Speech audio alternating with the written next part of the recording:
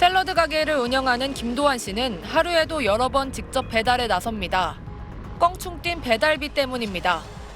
사장님, 직접 네. 왜 배달하시는 건가요? 저희 요즘 배달비가 너무 많이 올라서 기본적으로 4,000원 이상이 먼저 배달비로 빠져나가기 때문에 소비자도 울상입니다.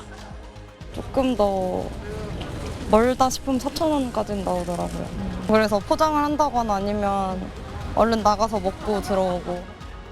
배달앱 회사들이 배달비 할인을 중단하면서 벌어진 일입니다.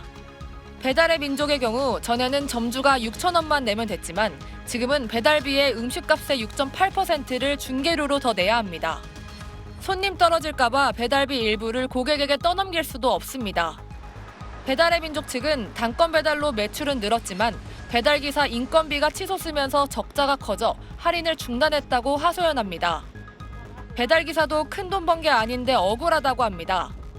주문 때 표시된 배달비가 그대로 주머니로 들어오지 않기 때문입니다. 실제로 배달의 민족과 쿠팡이츠는 한여름과 한겨울 또는 장거리 배달처럼 단가가 높은 때 일하는 기사에게 추가 지급을 하기 위해 배달비 일부를 떼고 있습니다. 업체들이 배달 방식을 바꾸거나 배달기사를 안정적으로 확보하지 못한다면 불안한 가격 구조는 지속될 수밖에 없습니다. SBS 김봄입니다.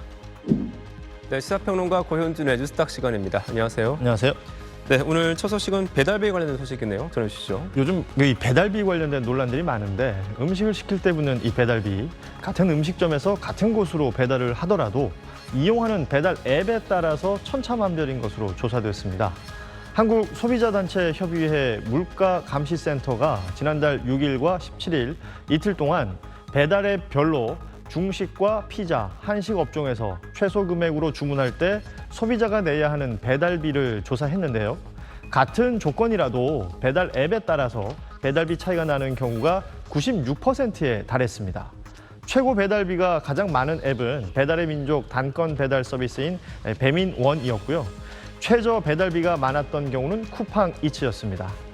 동일한 구, 또 거리 구간, 단건 배달임에도 앱별로 최대 4,000원까지 차이 나는 경우도 있었는데요. 또 7월 대비 9월 배달비를 비교한 결과 조사 대상 업체의 16.2%는 배달비를 인상했고 24.3%는 배달비가 줄었습니다. 배달 서비스를 이용할 때 배달 앱별로 또 배달비와 배달 시간, 쿠폰 할인 등을 잘 따져보고 주문을 해야 할 것 같습니다. 배달 노동자 A씨는 요즘 배달 건수가 눈에 띄게 줄었습니다. 적어도 30~40%는 줄은 것 같아요. 많으면 한 50% 정도? 다른 배달 노동자도 사정은 마찬가지입니다. 단가도 많이 낮고 콜도 없기 때문에 아무래도 수입이 많이 떨어지죠. 코로나 한창일 때 배달 노동자 구하기가 어려울 정도였는데 최근엔 이탈도 많습니다. 실제 배달앱 사용자 수도 가파르게 감소하고 있습니다. 주요 배달앱 3사의 지난달 이용자 수는 2,922만 명으로 지난해 같은 기간과 비교해 18.5% 줄었습니다.